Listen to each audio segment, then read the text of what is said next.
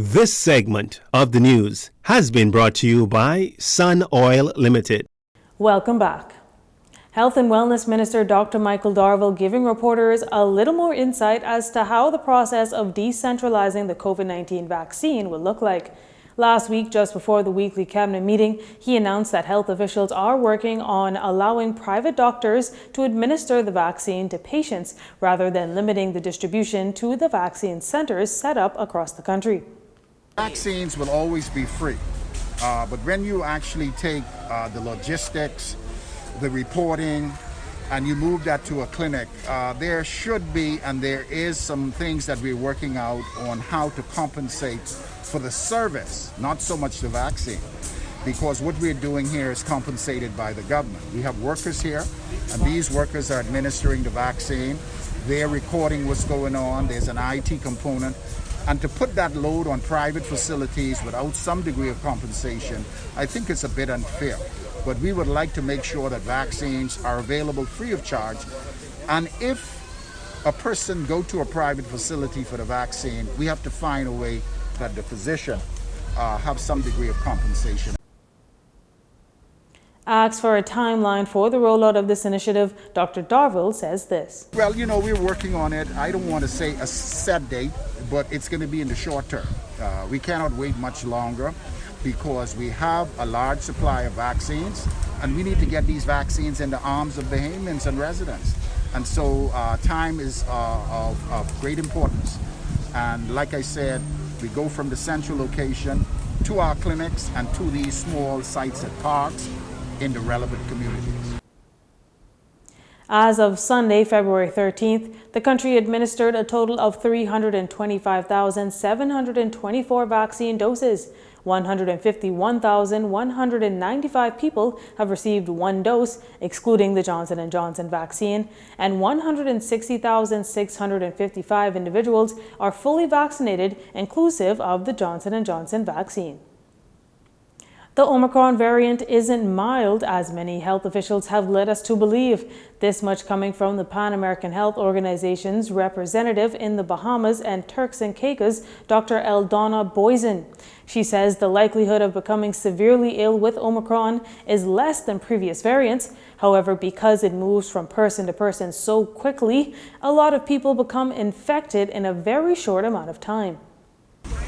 And because of that, even if you have a smaller percentage of people who become severely ill and die, because the numbers are high, if you have a lot of numbers, even a small percentage of a lot of numbers is still a lot.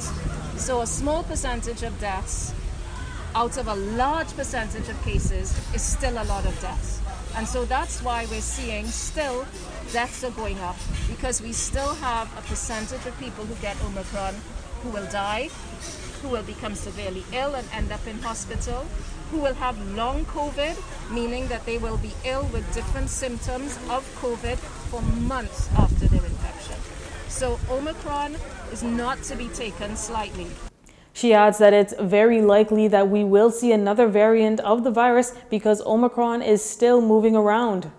If we see a new variant, we don't know if it will be more severe. We don't know if it will be more transmissible, but we do know that the virus aims to become more and more efficient at infecting people, at making people sick. So people are wary, yes, they're fed up with masks. I mean, I'm sweating under my mask, but I am not going to take it off because I do not want to risk any transmission of virus. In the short term, Dr. Boysen advises that everyone get vaccinated to decrease the likelihood of becoming severely ill from the virus. In the long term, however, she says there's not much to say as the future of the virus remains relatively unknown at this time. Police on the island of New Providence are investigating the latest traffic fatality. Preliminary reports are that sometime after 1:30 this morning, police were informed of a traffic accident involving a pedestrian and a vehicle, which occurred on Prospect Ridge. Officers responded, and on the arrival of traffic investigators, they found a male lying in the street unresponsive. Emergency medical services later pronounced the victim lifeless. Investigations revealed that the male pedestrian was struck by a driver of a small Japanese vehicle that left the scene heading in a western direction. Police will await identification by a next of kin to determine the victim's identity. The Royal Bahamas Police Force Traffic Section will continue investigation into this incident. The Royal Bahamas Defense Force apprehended 79 suspected migrants over the weekend. While on routine patrol on Saturday, February 12th, the HMBS Leon Livingston Smith received information from the United States Coast Guard and the Cuban Border Patrol that they discovered a 55-foot red Haitian sloop approximately 20.88 nautical miles off Key Santo Domingo with 6 children, 14 females, and 59 males. The migrants all appeared to be in good health. HMBS Leon Livingston, under the command of Senior Lieutenant James Cox, will transport the migrants to Matthewtown, Inagua, where they will be turned over to the relevant authorities for further processing. The Jones Communications Network annual initiative Operation Love Your Country 2022, all February month long, is focused on climate change, global warming, air pollution, and rising sea levels. The 3-month campaign kicked off on the weekend with a tree planting ceremony at one of the local high schools. Trino Saunders tells us more in this report. In addition to stronger and more frequent hurricanes, the Bahamas is at risk of losing 80% of its landmass over the next 80 years due to the current pace of global warming. We know that oxygen-producing trees play a major role in keeping a balanced global environment, especially reducing the impact of greenhouse gases. This year, Operation Love Your Country has partnered with a number of sponsors to plant beautification, shade, and fruit trees in public spaces. The first tree planting initiative took place on Saturday at the Bailey High School. JCN's Chief Executive Officer Wendell Jones, founder of Operation Love Your Country, made the presentation to Principal Shari Russell and students. Following the climate change conference, COP26 in Scotland, we thought that Love 97 and Jones Communications as an organization should join those around the world in working hard to improve the condition of our country, as well as to do our part to reduce the emission in the atmosphere. And so we thought, let us find a way to plant as many trees around New Providence as we possibly can.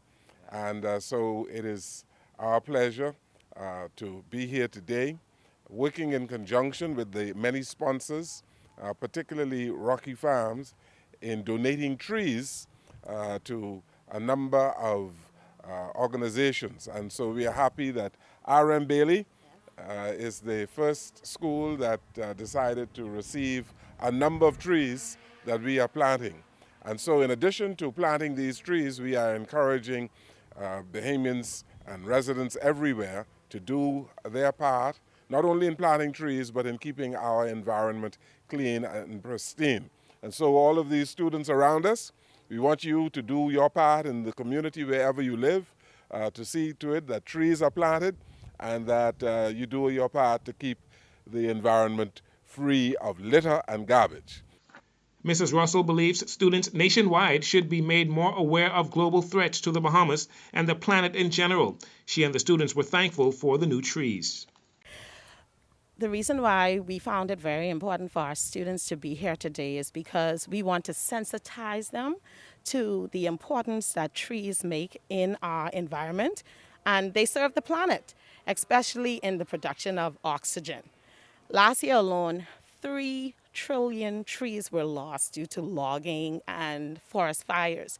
And so if we are aiming to be responsible citizens, it is important that our students and students around the country exercise themselves in activities such as this, so that we can teach them the value of the trees and how to protect them. So we just thank you for this opportunity. Richard Ritchie from Rocky Farms told us a bit more about the types of trees planted at Bailey. 3 trees that were donated by Rocky Farms.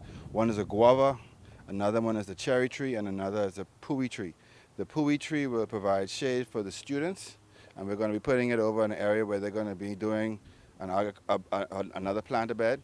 And the guava tree and the cherry tree we're putting between the classrooms, so when they bear fruit, the children can pick fruit.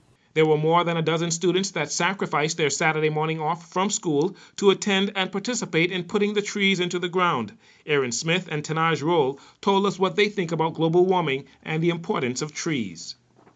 Yes, it's very damaging to the ecosystem of Nassau and all the archipelagos on the family islands, so the plants are very much needed. It is, like my colleague Erin said, it is a huge impact on our country. I feel like this program helps our students to really appreciate the importance of trees. In addition to stamping out indiscriminate dumping and littering, Operation Love Your Country is inviting each resident of the Bahamas and all business establishments to do all you can to protect our country and the planet by reducing greenhouse emissions. Jarino Saunders, JCN News. Governor General of the Bahamas, Sir Cornelius A. Smith, visited the home of newest centenarian Philip Glenn Antonio on Friday, February 11th.